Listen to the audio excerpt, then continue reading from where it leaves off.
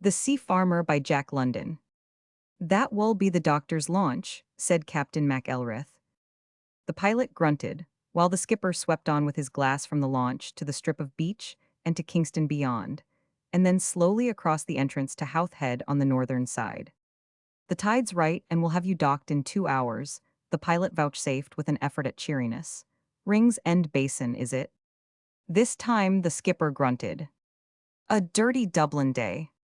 Again the skipper grunted. He was weary with the night of wind in the Irish Channel behind him, the unbroken hours of which he had spent on the bridge.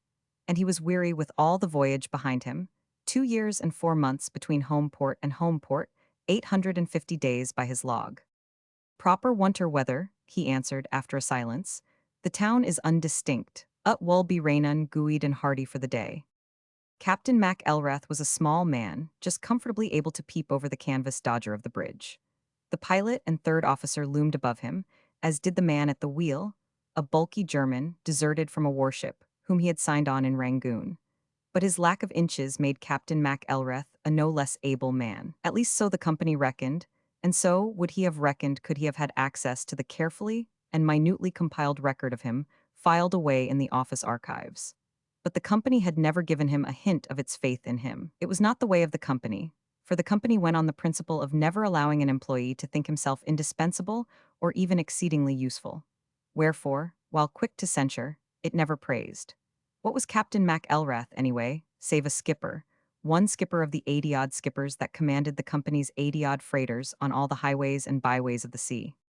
Beneath them, on the main deck, two Chinese stokers were carrying breakfast forward across the rusty iron plates that told their own grim story of weight and wash of sea. A sailor was taking down the lifeline that stretched from the forecastle, past the hatches and cargo inches, to the bridge deck ladder. A rough voyage, suggested the pilot. She was fair smockin' o't times, but not thought I minded thought so much as the lossin' of time. I hate like onython tull lost time.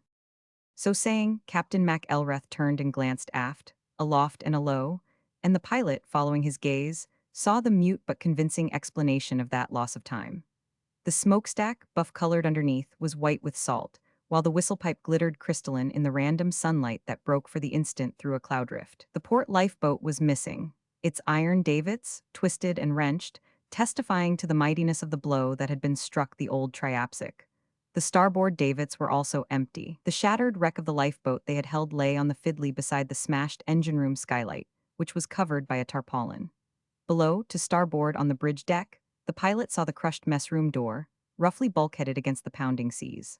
Abreast of it on the smokestack guys, and being taken down by the bosun and a sailor, hung the huge square of rope netting which had failed to break those seas of their force. Twice afore I mentioned thought door tull the owners, said Captain Mac Elrath, but they said ut would do. There was bug seas thought time, they was uncreditable bug, and thought buggest one dud the damage. Ut fair carried away the door and laid ut flat on the mess table and smashed out the chief's room. He was a bit sore about ut. It must been a big un, the pilot remarked sympathetically. Ut was thought, thungs was lively for a bit. Ut finished the mate. He was on the brudge with me, and I told hum tull take a look tull the wedges number one hatch. She was talkin' water freely and I was no sure number one. I didn't like the look ut, and I was fuggerin' maybe tull heave to tull the marn when she took ut over abaft the brudge. My word, she was a bug one. We got a bit of ut ourselves on the brudge. I didna miss the mate the first. What rootin' out chips and bulkheadun, thought Doran stretchin' the tarpaulin over the skylight. Then he was nowhere to be found. The men at the wheel said as he seen hum goin' down the ladder just afore she hut us. We looked forward, we looked tull whose room, I looked tull the engine room, and we looked along aft on the lower deck, and there he was, on both sides the cover to the steam pipe runnin', tull the afterwunches. The pilot ejaculated an oath of amazement and horror. The skipper went on wearily, and on both sides the steam pipe as well. I tell ye he was in two pieces, splut clean as a herrin'.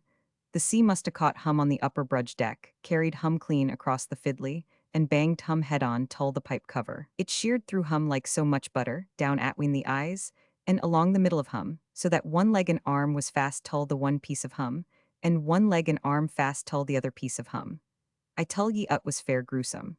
We put hum together and rolled hum in canvas as we pulled hum out. The pilot swore again. Ut wasna onython tull greed about, Captain Mac Elrath assured him. 'Twas a gooeyed ruddance. He was no a sailor, thought mate fellow. He was only fut for a pugsty, and a dom pure apology for thought same. It is said that there are three kinds of Irish: Catholic, Protestant, and North of Ireland, and that the North of Ireland Irishman is a transplanted Scotchman. Captain Mac Elrath was a North of Ireland man, and, talking for much of the world like a Scotchman, nothing aroused his ire quicker than being mistaken for a Scotchman. Irish he stoutly was, and Irish he stoutly abided, though it was with a faint lip lift of scorn that he mentioned mere South of Ireland men, or even Orangemen. Himself he was Presbyterian, while in his own community 5 men were all that ever mustered at a meeting in the Orange Men's Hall.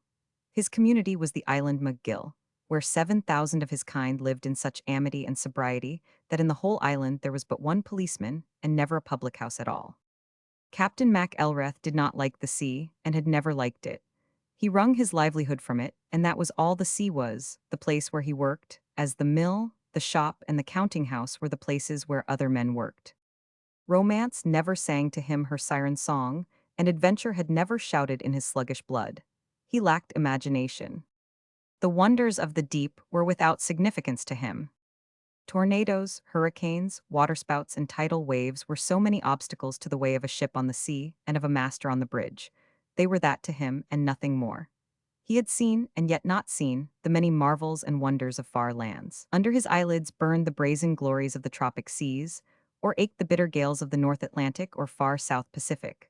But his memory of them was of messroom doors stove in, of decks awash and hatches threatened, of undue coal consumption, of long passages, and of fresh paintwork spoiled by unexpected squalls of rain. I know my business, was the way he often put it, and beyond his business was all that he did not know, all that he had seen with the mortal eyes of him, and yet that he never dreamed existed. That he knew his business his owners were convinced, or at 40 he would not have held command of the Triapsic, 3,000 tons net register, with a cargo capacity of 9,000 tons and valued at £50,000. He had taken up seafaring through no love of it, but because it had been his destiny, because he had been the second son of his father instead of the first.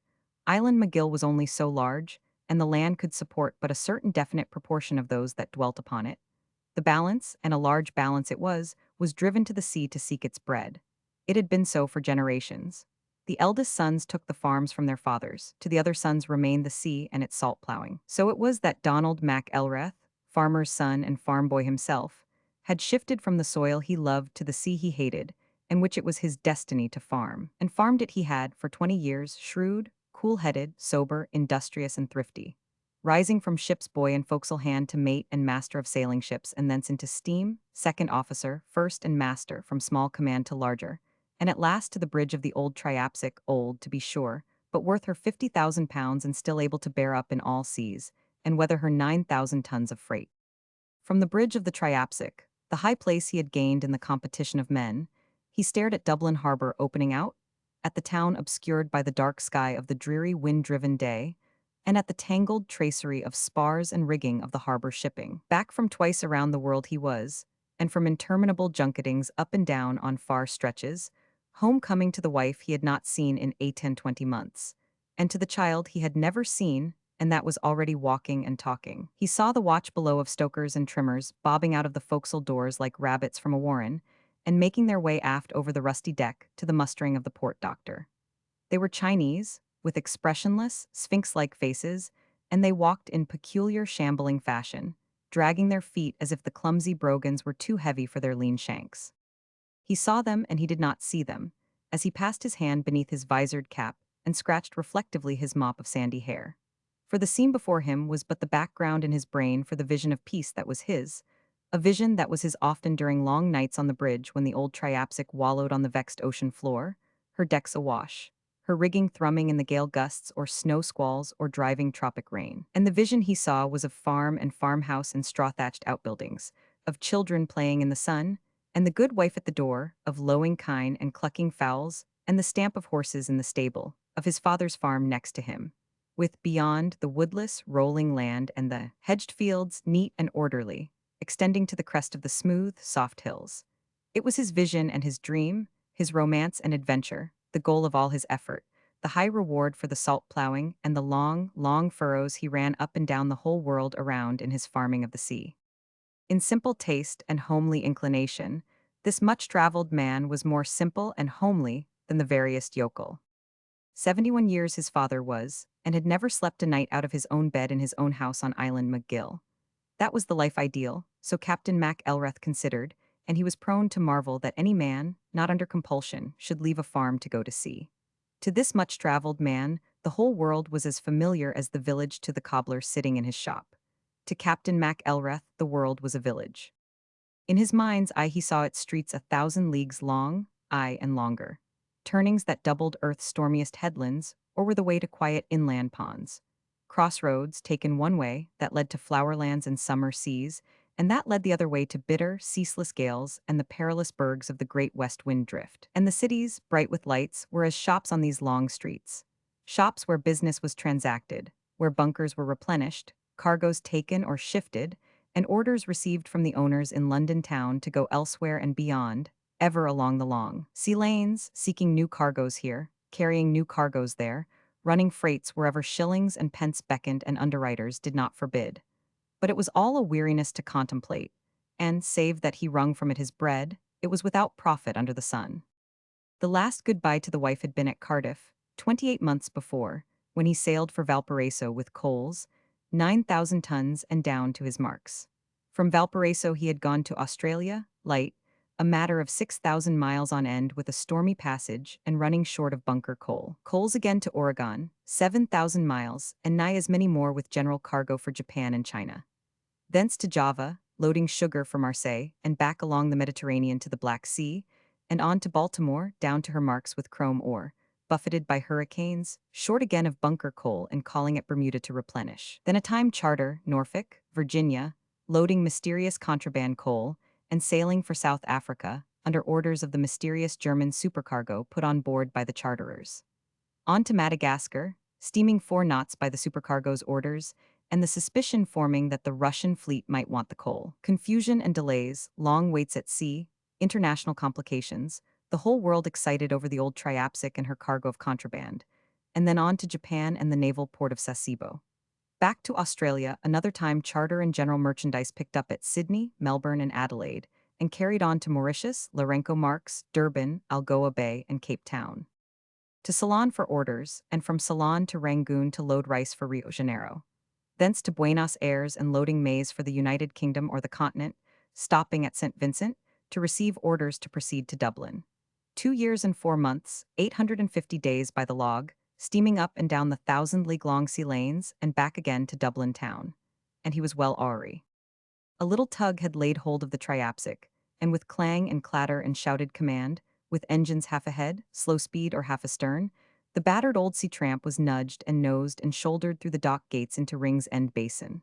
Lines were flung ashore, fore and aft, and a midship spring got out. Already a small group of the happy shore-staying folk had clustered on the dock. "Ring off," Captain Mac Elrath commanded in his slow, thick voice, and the third officer worked the lever of the engine-room telegraph. "Gangway out," called the second officer, and when this was accomplished, "That will do." It was the last task of all, gangway out. "That will do" was the dismissal. The voyage was ended, and the crew shambled eagerly forward across the rusty decks to where their sea bags were packed and ready for the shore. The taste of the land was strong in the men's mouths, and strong it was in the skipper's mouth as he muttered a gruff good day to the departing pilot, and himself went down to his cabin. Up the gangway were trooping the customs officers, the surveyor, the agent's clerk, and the stevedores. Quick work disposed of these and cleared his cabin, the agent waiting to take him to the office. "Dud ye send word tull the wife?" had been his greeting to the clerk. "Yes, a telegram, as soon as you were reported. She'll likely be comin' down on the Marnin train," the skipper had soliloquized, and gone inside to change his clothes and wash. He took a last glance about the room and at 2 photographs on the wall, one of the wife, the other of an infant, the child he had never seen. He stepped out into the cabin, with its paneled walls of cedar and maple, and with its long table that seated 10, and at which he had eaten by himself through all the weary time. No laughter and clatter and wordy argument of the mess room had been his. He had eaten silently, almost morosely, his silence emulated by the noiseless Asiatic who had served him. It came to him suddenly, the overwhelming realization of the loneliness of those 2 years and more. All his vexations and anxieties had been his own. He had shared them with no one. His 2 young officers were too young and flighty, the mate too stupid. There was no consulting with them. One tenant had shared the cabin with him, that tenant his responsibility. They had dined and supped together, walked the bridge together, and together they had bedded. Ox, he muttered to that grim companion, I'm quit of you and wull quit, for a wee. Ashore he passed the last of the seamen with their bags, and at the agent, S, with the usual delays, put through his ship business. When asked out by them to drink, he took milk and soda. I am no teetotaler, he explained, but for the life o' me I can't abide beer or whisky. In the early afternoon, when he finished paying off his crew, he hurried to the private office where he had been told his wife was waiting. His eyes were for her first, though the temptation was great to have more than a hurried glimpse of the child in the chair beside her. He held her off from him after the long embrace, and looked into her face long and steadily, drinking in every feature of it and wondering that he could mark no changes of time. A warm man, his wife thought him, though had the opinion of his officers been asked it would have been. A harsh man and a bitter one. Well, Annie, how is up, why, ye? He queried and drew her to him again. And again he held her away from him, this wife of 10 years, and of whom he knew so little.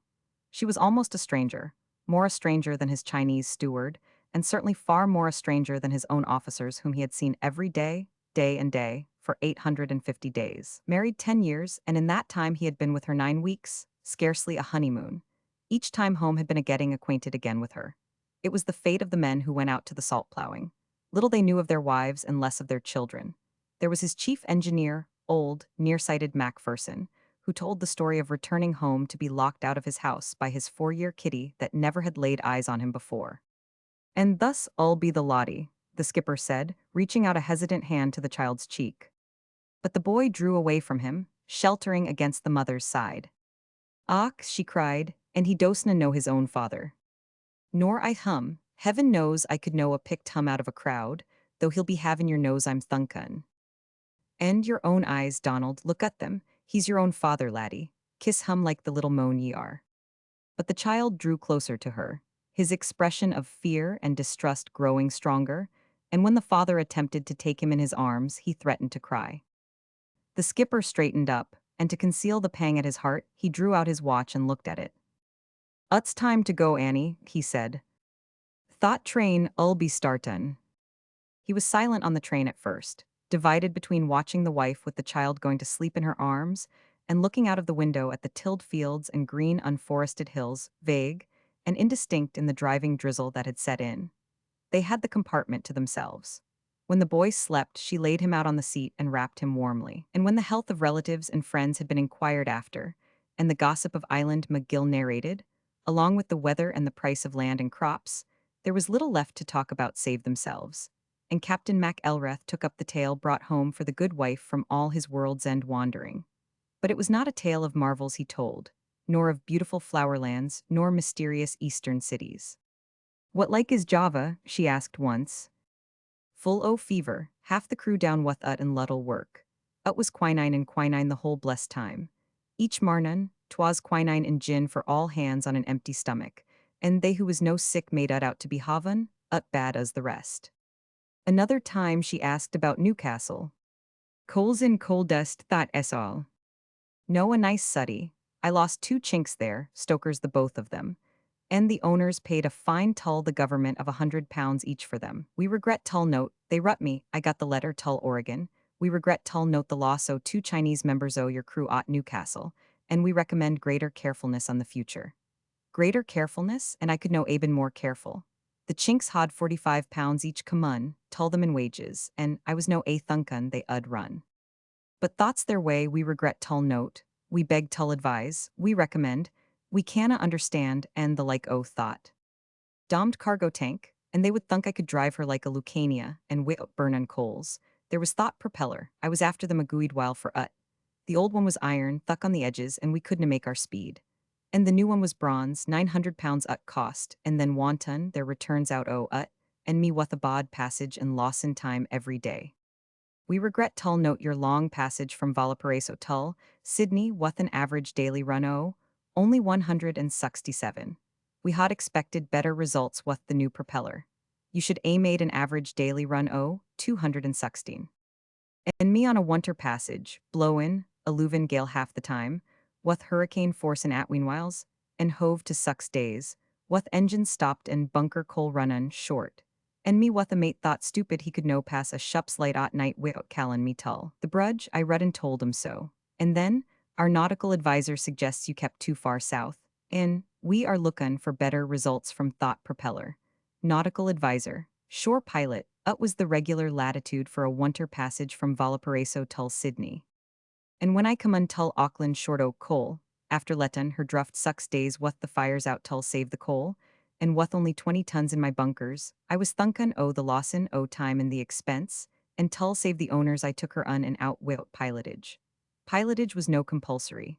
And Yokohama, who should I meet but Captain Robinson o' the Diapsic. We got a talkin' about ports and places down Australia way, and first thing he says, "Speakin' o' Auckland, of course, Captain, you was never un Auckland." "Use," I says, "I was un there very recent." "Oh ho," he says, very angry like. "So you was the smart elect thought fetch me thought letter from the owners. We note item of £15 for pilotage at Auckland. A shup o' hours was untull Auckland recently and uncurred no such charge. We beg tull advise you thought we consider thus pilotage an unnecessary expense which should no be incurred on the future." But did they say a word tull me for the £15 I saved tull them? No a word. They send a letter tull Captain Robinson for no savin, them the £15, and tull me, "We note item of 2 guineas doctor's fee at Auckland for crew. Please explain thus onusual expenditure." Was 2 the chinks. I was thunkin' they had bury, and thought was the yo sendun for the doctor. I buried the two of them at sea not a week after. But was, "Please explain thus onusual expenditure," and tull Captain Robinson, "We beg tull advise you thought we consider thus pilotage an unnecessary expense." Dudna I cable them from Newcastle, tellin' them the old tank was thought foul she needed dry dock. 7 months out o' dry dock, and the west coast the quickest place for foolin' on the world. But freights was up, and they had a charter o' coals for Portland. The Errata, 1 the war line, left port the same day as us, bound for Portland, and the old Triapsic Macon sucks not 7 the best. And was Kamox tacken unbunker coal. I got the letter from the owners. The boss himself had signed and at the bottom he read on whose own hund. "The errata beat you by 4.5 days. Am disappointed. Disappointed." When I had cabled them from Newcastle. When she dry docked at Portland, there was whiskers on her a foot long, barnacles the size o' me fust, oysters like young sauce plates. Took them 2 days afterward tull clean the dock o' shells and muck. And there was the mater o' them fire bars at Newcastle. The firm ashore made them heavier than the engineer's specifications, and then forgot tull charge for the difference. At the last moment, wuth me ashore gettin' me clearance, they come wuth the bill. Tull error on fire bars, £6. They'd been tull the shup and Macpherson had OKD ut. I said was strange and would no pay. "Then you are Dutton, the chief engineer," says they. "I'm no Dutton," says I, "but I canna see my way tull sign. Come wuth me tull the shup. The launch wull cost ye not and ull brung ye back. And we wull see what Macpherson says." But they would no come. At Portland I got the bill on a letter, I took no notice. At Hong Kong I got a letter from the owners. The bill had been sent tull them. I rut them from Java explainin'. At Marseille the owners rut me. Tull extra work on engine room, £6. The engineer has OKD and you have no OKD Are you Dutton the engineer's honesty? I rut and told them I was no Dutton his honesty. Thought the bill was for extra weight o' fire bars, and thought was okay dud they pay They no dud, they must investigate. And some clerk in the office took sick and the bill was lost. And there was more letters. I got letters from the owners in the firm tull error on fire bars, £6, at Baltimore, at De Lagoa Bay, at Moji, at Rangoon, at Rio, and at Montevideo. Is no settled yet. I tell ye, Annie, the owners are hard tull please. He communed with himself for a moment, and then muttered indignantly, "Tull error on fire bars, £6. Have ye heard of Jamie?" his wife asked in the pause. Captain Mac Elrath shook his head. "He was washed off the poop with 3 seamen." "Whereabouts?" "Off the Horn, 'twas on the Thornsby. They would be runnin' homeward bound." "Aye," she nodded. "We only got the word 3 days gone. His wife is greetin' like tull die." "A good lad, Jamie," he commented, "but a stiff one ought carryin' on. I mind me when we was mates together on the Albion, and so Jamie's gone." Again a pause fell, to be broken by the wife. "And ye will know a heard o' the Bankshire? Mac Dougal lost her in Magellan Straits. 'Twas only yesterday was in the paper." A cruel place, them Magellan Straits, he said. Dudna thought dommed mate fellow nigh put me ashore twice on the one passage through. He was a idiot, a lunatic. I wouldna have hum on the brudge a munut.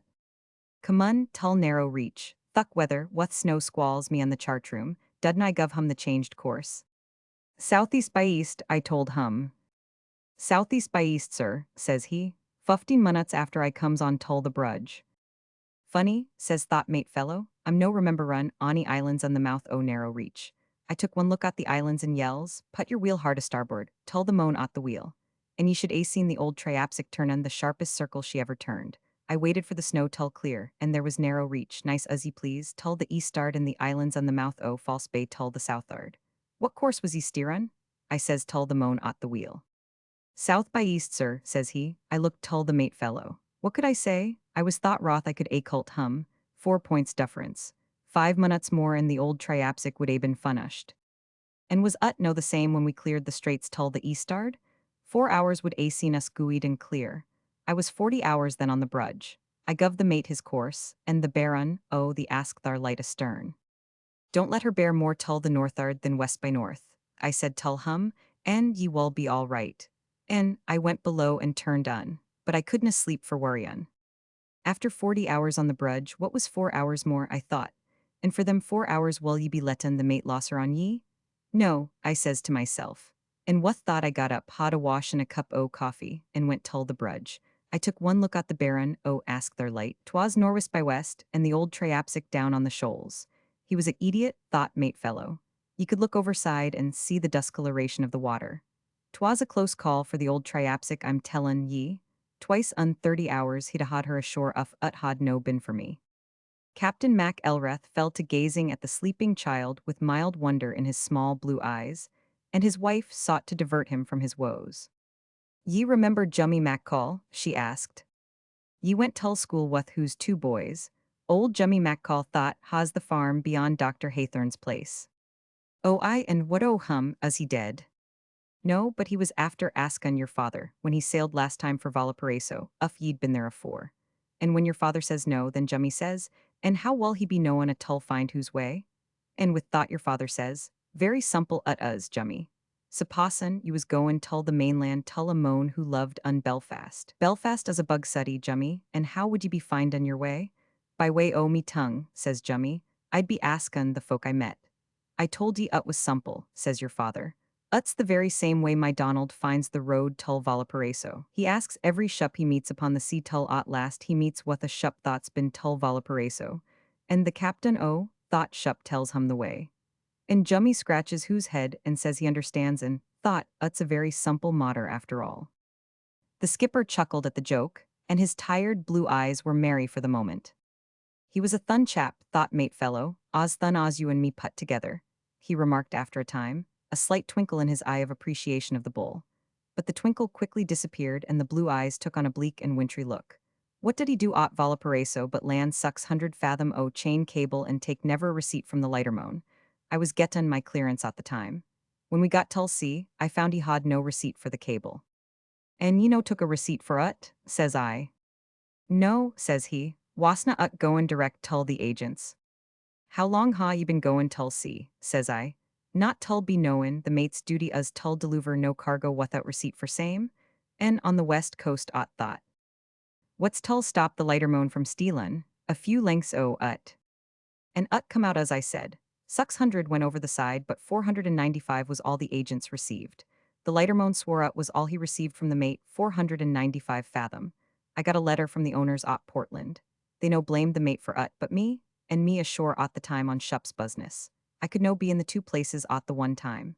And the letters from the owners and the agents us still comun tull me. Thought mate fellow was no a proper sailor, and no a moan tull work for owners. Dudna he want tull break me with the Board of Trade for bane, below my marks? He said as much tull the boss'n. And he told me tull my face homeward bound thought I'd been half an inch under my marks. 'Twas at Portland, loadin' cargo unfresh water, and goin' tull Comox tull load bunker coal unsalt water. I tell ye, Annie, ut takes close fugger in, and I was half an inch under the load line when the bunker coal was un. But I'm no tellin' any other body but you. And thought mate fellow untendon, tull report me tull the Board o' Trade, only for thought he saw fut tull be sliced on two pieces on the steam pipe cover. He was a fool. After Loden at Portland, I had tull take on 60 tons o coal tull last me tull kamox. The charges for lighter run was heavy, and no room at the coal dock. A French bark was lying alongside the dock, and I spoke tull the captain, askin' hum what he would charge when work for the day was done. Tull haul clear for a couple o hours and let me un. $20, said he. Ut was savin' money on lighters tull the owner, and I gave ut tull hum. And thought night after dark I hauled on and took on the coal. Then I started tull go out on the stream and drop anchor, under me own steam, of course. We had tull go out stern first, and somethin' went wrong with the reverse and gear. Old Macpherson said he could work up by Hund, but very slow Ott thought. And I said, all right. We started, the pilot was on board. The tide was ebbin' stuffly, and right abreast and a but below was a shup lion, with a lighter on each side. I saw the shup's ridden lights, but never a light on the lighters. Ut was close quarters to shuft a bug vessel onder steam, with Macpherson workin', the reverse and gear by Hund. We had to come close down upon the shup before I could go ahead and clear o the shups on the dock ends. And we struck the lighter stern on, just as I rung tull Macpherson half ahead. What was thought, says the pilot when we struck the lighter. I dunna know, says I, and I'm one to run. The pilot was no keen, ye see, tull whose job. I went on Tullaguid place and dropped anchor, and ut would all ha been well but for thought dommed idiot mate. We smashed thought lighter, says he, comin' up the lauder tull the brudge, and the pilot stondun there with his ears cocked tull here. What lighter, says I. Thought lighter alongside the shup, says the mate. I didna see no lighter, says I, and what thought I steps on whose foot gooeyed and hard. After the pilot was gone, I says tull the mate, "Uff you dunna know onythun, old moan, for heaven's sake keep your mouth shut." "But ye dud smash thought lighter, didn't ye?" says he. "Uff we dud," says I, "ut's no your business tull be tellin' the pilot, though mind ye, I'm no admuttin' there was ony lighter." And next marnin', just as I'm after dressin', the steward says, "A moan tull see ye, sir." "Fetch hum un," says I. And un he come, "Sut down," says I. And he sot down. He was the owner of the lighter, and when he had told whose story, I says, "I dudna see ony lighter." "What moan?" says he. "No see a 200-ton lighter bug as a house alongside thought shup." "I was goin' by the shup's lights," says I, "and I didna touch the shup, thought I know." "But ye dud touch the lighter," says he. "Ye smashed her. There's $1,000 damage done, and I'll see ye pay for ut." "Look here, muster," says I. "When I'm shuftin' a shup at night I follow the law, and the law distinctly says I must regulate me actions by the lights o' the shup'n. Your lighter never had no ridden light, nor did I look for ony lighter without lights tull show ut." "The mate says," he beguns. "Dom the mate," says I, "did your lighter have a ridden light?" "No, ut did not," says he, "but ut was a clear night with the moon a showin'." "Ye seem tull know your business," says I, "but let me tell ye thought I know my business as well, and thought I'm no a lookin' for lighters without lights. Uff ye thunk ye have a case, go ahead. The steward will show ye out." Gooey day. And thought was the end o' ut. But ut will show ye what a pure fellow thought mate was. I call it a blessin', for all masters thought he was sliced unto on thought steampipe cover. He had a pull in the office, and thought was the why he was kept on.